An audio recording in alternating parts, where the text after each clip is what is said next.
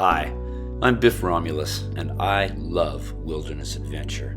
I love hiking, camping, climbing, pedaling, paragliding, and paddling. My favorite place to paddle is on the west coast of Vancouver Island. In fact, I've done 9 trips out there, and I just keep going back. There's something about the place.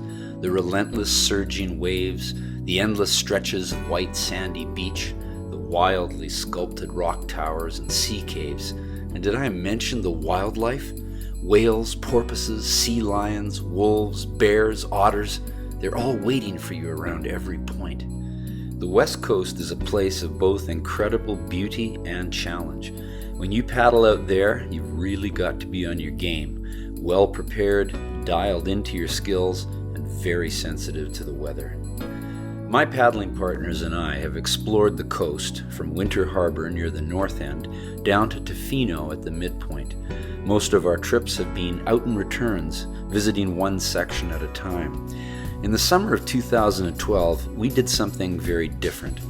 We heard about a freighter called the Uchuk 3 that services the coast from Gold River to the remote village of Kyuquot, and learned that this ship carries kayakers up the coast and drops them off pretty well wherever they want.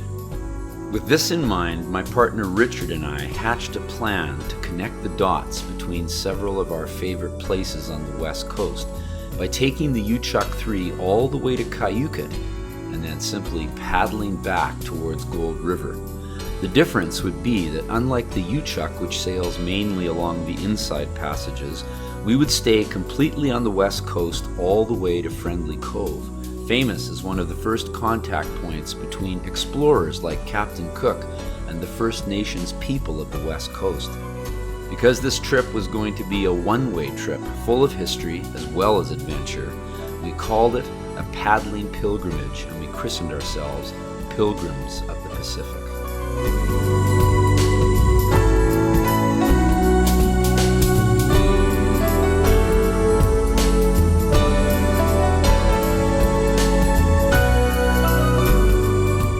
We left our homes in the Fraser Valley on Wednesday, August 15th, with lots of gear and, as usual, too much food. We dropped our boats off at the Uchuk dock, where it was blowing 20 knots, happy not to be paddling that day. Then we spent a great evening at a little bed and breakfast called Birds and Blooms, where our gracious host, Corlia, told us lots about the decline of Gold River since the pulp mill closed. She also told us about a famous killer whale called Luna that had become very friendly with the people of Gold River. The next morning, we began our pilgrimage. Is that okay? Yeah, bring the shower. Bring the shower. Bring the shower. Bring the shower. We'll make I'll bring the shower. Okay. Bring some extra. All right, this is the loading of the Uchuk. All of our gear has to go and get stowed. Beautiful blue sky day here. This is the boat itself. And this is where our stuff is getting stowed out of everybody's way. We should all be good. Welcome aboard of the Uchuk 3. Uchuk 3. Of course, there's no actual background to what happened to the 1 and 2. I think they sunk. Richard has found his latest mental mantra, which is the perpetual pessimist approach to life.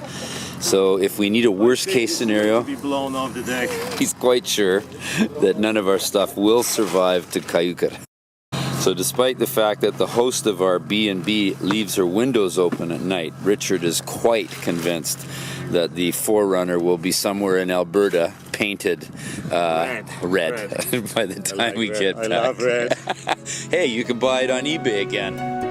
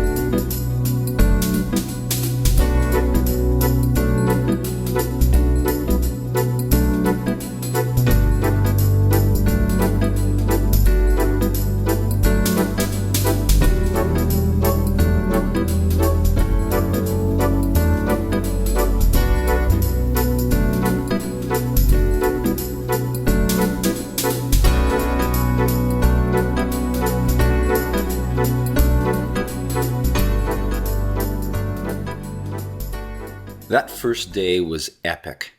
When you paddle the west coast, you constantly monitor the marine weather forecasts. Northwest winds are what you want. They mean high pressure and clear skies. Most people who paddle the west coast choose a southerly direction because those northwest winds will help you along as long as they aren't too strong. Any kind of forecast with the word south in it usually means bad weather and a headwind. When we left Kyuquot that morning, the marine forecast called for southeast winds in the afternoon, so we hoped that the early start would see us at Catala Island before the wind picked up. The plan almost worked. For 3 hours, we just motored along through glassy, calm water. We were about halfway through our 34-kilometer paddle when the conditions changed. The southeast wind developed within about 15 minutes, and soon the battle was on. From about noon on, the camera lens was getting splashed so frequently that I turned it off. The swell grew and the wind waves became much larger than what we see here. Richard's kayak began to submarine or dive so far underwater that he was forced to slow right down to avoid getting drenched by every wave. And did I mention the boomers? These are huge waves that break far out from shore due to a shallow bottom, so it was actually safer paddling about a kilometer out from the rocky coastline, where there was no place to land anyway. We'd been battling these conditions for about 2 hours when we saw our next challenge. A bank of fog was moving rapidly towards us, and soon enough we were in a total whiteout and paddling with every ounce of skill we had to keep upright and moving in the wild waters. The good news was that after about an hour in the fog, the water conditions mellowed out. All we had to do was deal with our blindness, and what came out of nowhere. Biff Romulus reporting live from under 2 kilometers west of Catala Island, where Richard and I have battled waves, fog, and crucially a couple of crazy fishermen that just came out of nowhere and almost took us out. And now what you're looking at is Catala Island. Beautiful, beautiful place. But of course we can't see squat because of the fog. So we've been using GPS and compass and hope to have sight of the place very soon.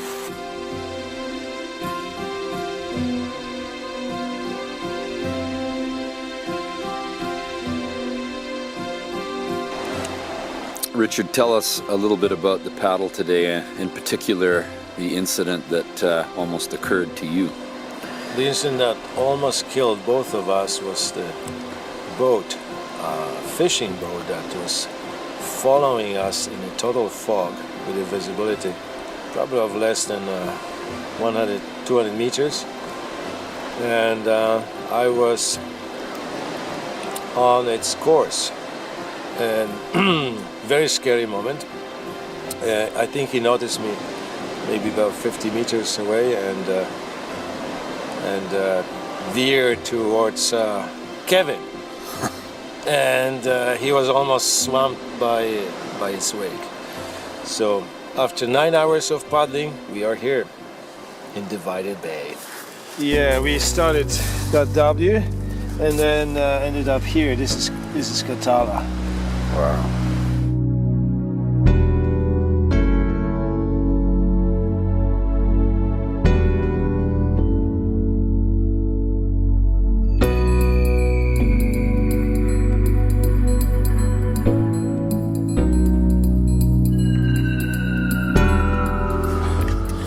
And that is, how you spend a lot of your time when you're out in the wilderness, is making sure that if the rain comes in, you can still be comfortable and enjoy the campsite. So hence we take our time and try to put up a nice tarp.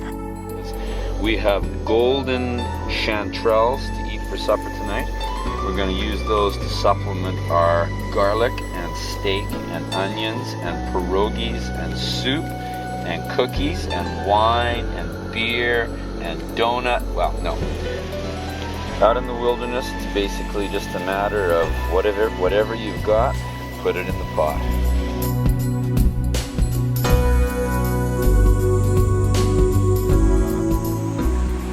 All right, Biff and Richard here, safely ensconced with our brand new set up tarp here at Divided Bay. And we're about to pack up our boats with nothing but lunch, water, and a bit of survival stuff. Do a circumnavigation of Catala, look at some of our favorite places, and dash over to the culvert for some fresh water.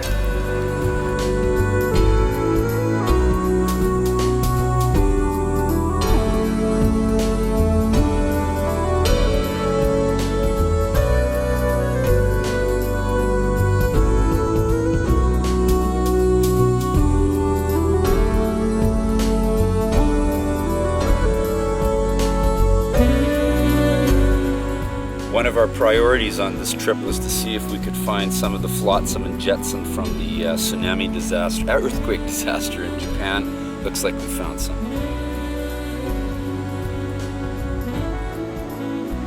Need some firewood? We got lots. I don't think there's any problem breaking through that. Coming.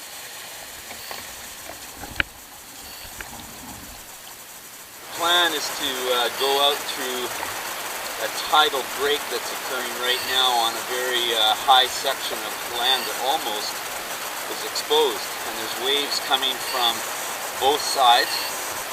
So Richard's planning to film me as I break through it. This is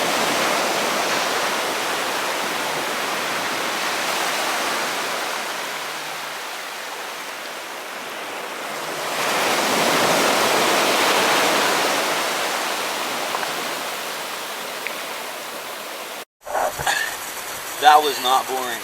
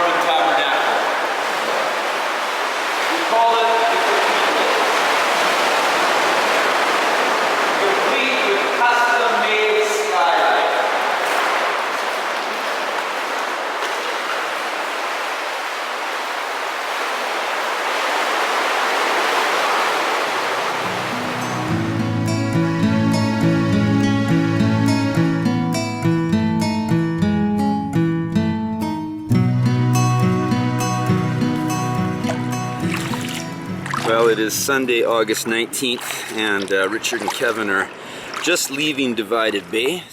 Conditions couldn't be better. We've got glassy, smooth water, no wind, bit of cloud, which is probably the reason why it's so good. And we are looking forward to probably up to 26 kilometers today if the weather allows us. Tonight may find us sleeping at Kelvin Beach, which is hippie haven. Unbelievably beautiful place, and from there it's only something like 13 kilometers to Friendly Cove from Kelvin Beach. Yeah, so we're not going to count our chickens, but that's how it's looking right now. And we got off to a bright early start. We're actually 15 minutes ahead of schedule, but really out here, what does time mean? Richard doesn't even wear a watch. I never wear a watch because I cannot tolerate watch while paddling.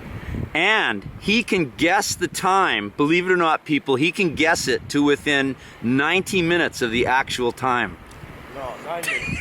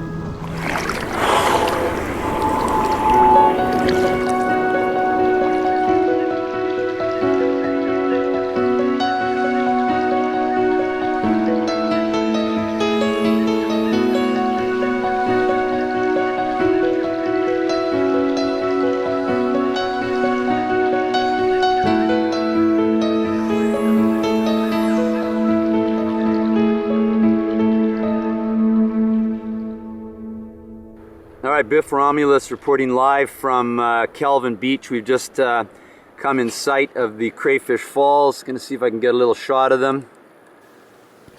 That is our destination, but I'm gonna put the camera away now because we have a bit of a surf landing to deal with, so I'll try to simplify the number of things that could fall off the boat.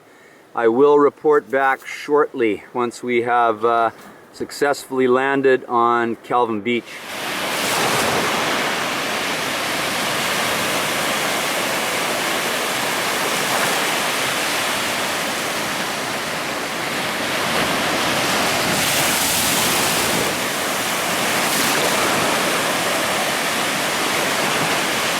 Looking good! Keep going!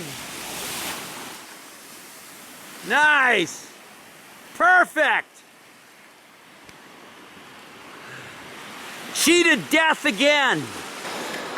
Biff Romulus reporting live from Kelvin Beach, home place of Crayfish Falls. Got here yesterday, and this is a great little pattern we've established of arriving at a place, staying for 2 days and really enjoying it, and then moving on. So this is our rest and exploration day. Gonna get some laundry done such mundane things as cleaning the salt off our glasses. Just said goodbye to some hikers that are hiking the famous Nootka West Coast Trail, and they're off now, making their way to their next destination. And so apart from one kindred spirit who is a surfing guy, Richard and I are alone at Crayfish Falls for a few hours until the next wave comes in. I'm not very envious of these people hiking this trail. Took 6 hours for them to arrive from a place called Third Beach yesterday, and Richard and I did the paddle in probably a little less than 2 hours. And the only catch is that you have to land on this big, beautiful beach with corresponding surf, but the waves were forgiving and we made it in just fine. And now this is a place that just has incredible beachcombing potential, and Hippie Haven, of course, is our hangout, and it's all looking good. You know, everybody who comes to Kelvin Beach says it's the bomb. Well, Richard and I never knew why they said that till today. It's the bomb.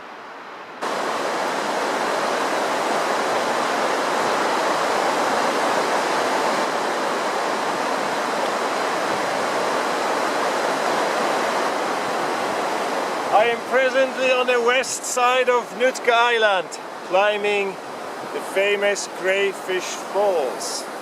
And you need actually a rope to avoid sliding this slimy stuff which is produced by algae.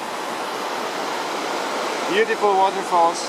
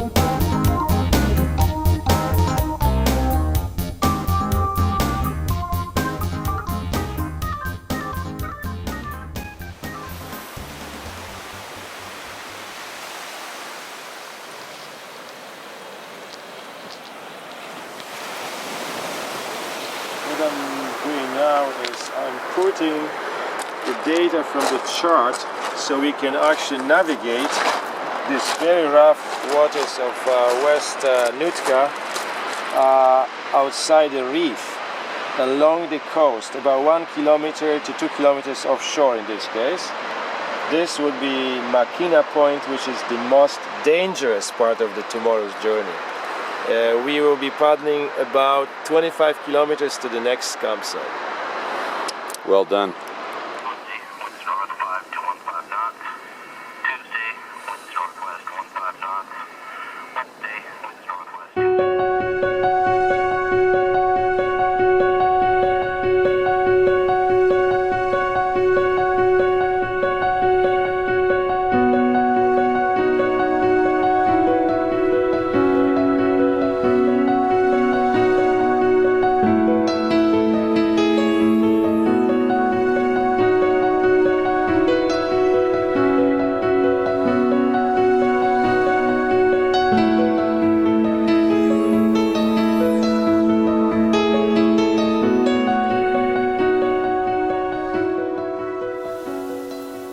Richard and I have just stopped for a pee and a refreshment break here at Biano Beach.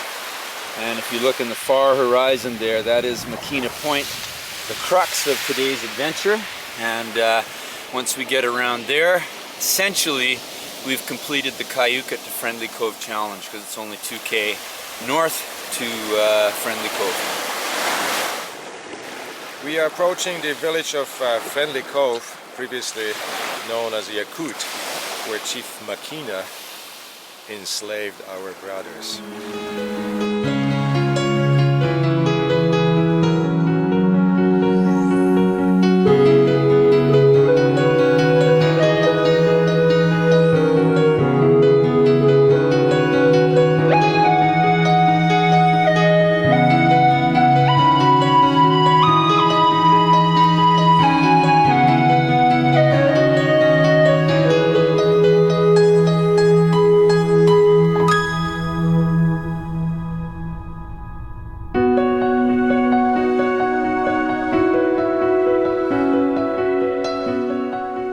One of our favorite places. It's all full of history. It's got a great lighthouse, and best of all, as we were leaving, we discovered that it had radio FM quality acoustics.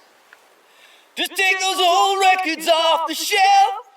I'll listen to them by myself. Today's music just ain't got the same soul. I like that old time rock and roll.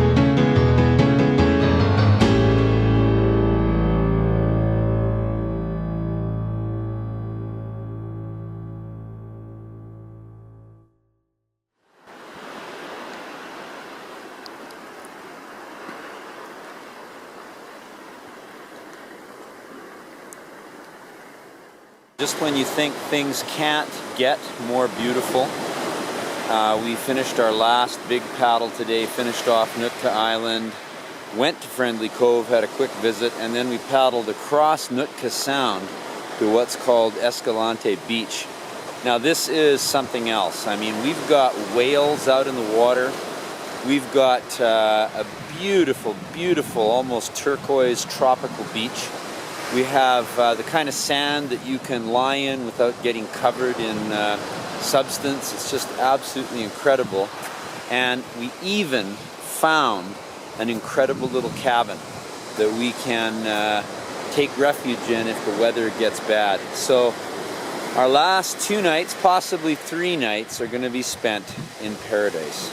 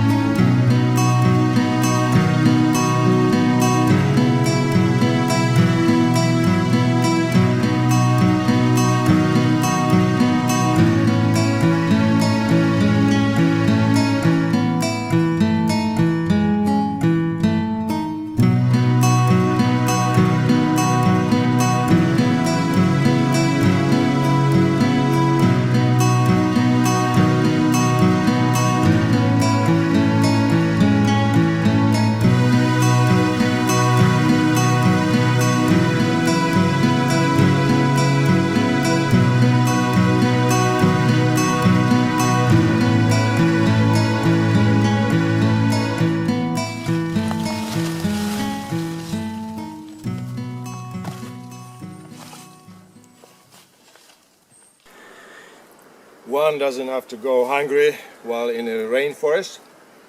Lots of huckleberry bushes. Today Kevin and I decided to hike about 3 kilometers following the tracks of wolf and a bear. We haven't seen one yet so far here on this beach, but yesterday I came on a very nice small bear without a mama bear. Yesterday, Richard and I did a walk during which we discovered very obvious presence of wolves in this area, and it became my mission for this our last day to try and see a wolf. So I've got my binoculars, camera, radio, snack bag, bear spray, and I'm gonna go find a nice quiet place to sit and watch and see if I can get a shot of a wolf today. Well, you know, sometimes you don't know whether you're the hunter or the hunted. As I made my way to this end of the beach, I discovered wolf tracks that were actually heading back in the direction that I came from. So this is what it's like to hunt the wolf.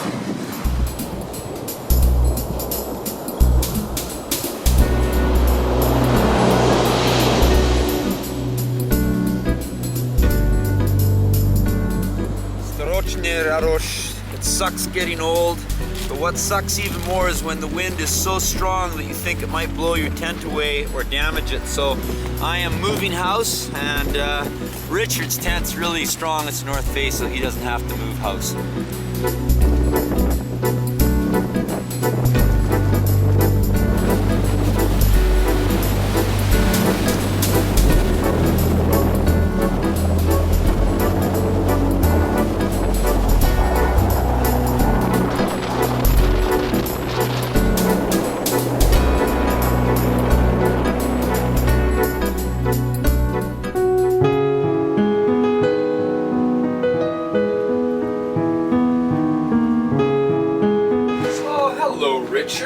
Welcome to the Escalante Hidden Cabin, where we have for our lunch today fresh mussels. Oh, what a nice surprise! Thank you, Please Kevin. join me. This is one of the delights of West Coast cuisine. Naturally occurring mussels, which we just collected from our beach where we've been camping for the last 2 days, and they are really good.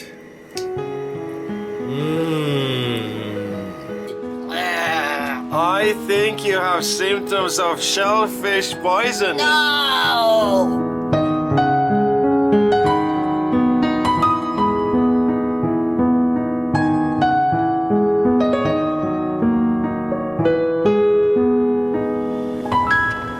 Good morning, Biff Romulus reporting here from Escalante Paradise on August 24th. You know, I used to think that if I grew my beard for several days I'd have these rugged good looks, but according to Richard I look like an old man with renal failure. Anyway, we had a very windy day here yesterday, and we did lots of other things, but always with this nagging thought, will it mellow out enough for us to get out of here? We've got probably about an hour and a half of paddling to do before we get into the sheltered waters of the Nootka Sound. And I just got up and had a tinkle, and the stars were out. The wind was lightly katabatic, so you can hear the waves roaring, but they're not going to pose a problem to us because we exit out of the river.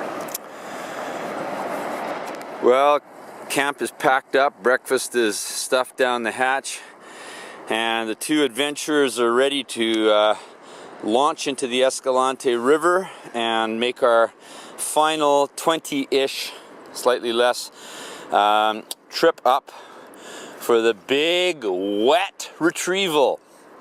Cameras are primed. Richard, any last thoughts before you leave Escalante about this place? No, I just want to remember the moments spent on this beach. This was incredible. I think this was probably the highlight of my kayaking career. Thumbs up. And now all we have to do is get back to the U.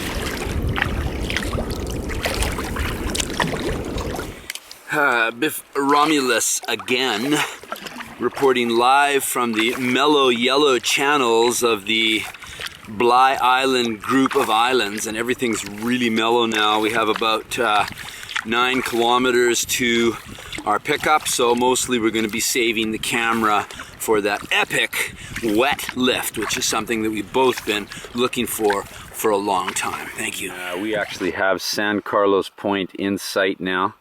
About an hour and a half till our supposed rendezvous with the Uchuk, and the weather is perfect. We've got a little bit of wind at our back, and the bay is full of whales and seals. So what a great aesthetic ending to our trip. Whales very close, hoping to catch them. I think they've left us in the dust.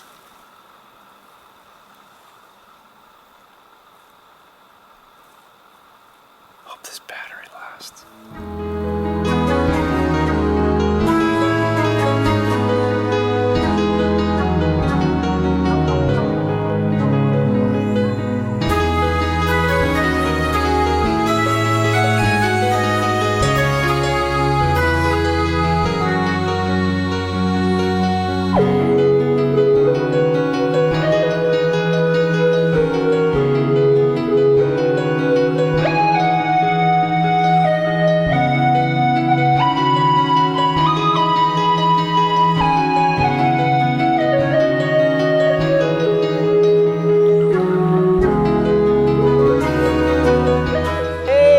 Salvation has arrived, the Uchuk.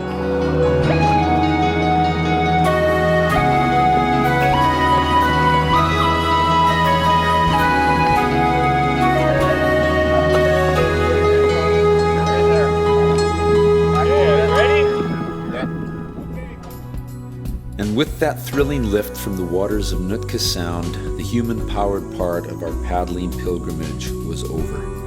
We were back on the big black boat with all its noise and fumes, the rainbow sheen of dripping diesel blanketing the water near the stern. The Uchuk's crew were earning an honest living, delivering goods and people up and down this coast. But like so many human endeavors, even this good old ship was leaving an impact in the pristine waters. I was reminded of a journal we found in the mystery cabin that told of a huge oil spill that happened here a generation ago, and how many groups of volunteers came up and based themselves at the cabin for months while they toiled to clean up the beaches and rescue hundreds of animals coated in black goo. Most of these innocent victims couldn't be saved.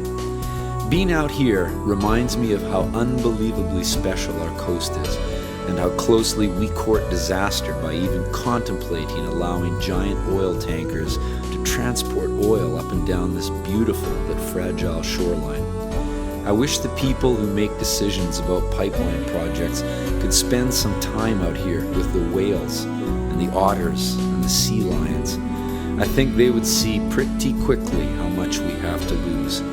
In the meantime, Richard and I will be planning our next Pacific pilgrimage around Estevan Point, another stunning adventure, and we're just going to keep coming back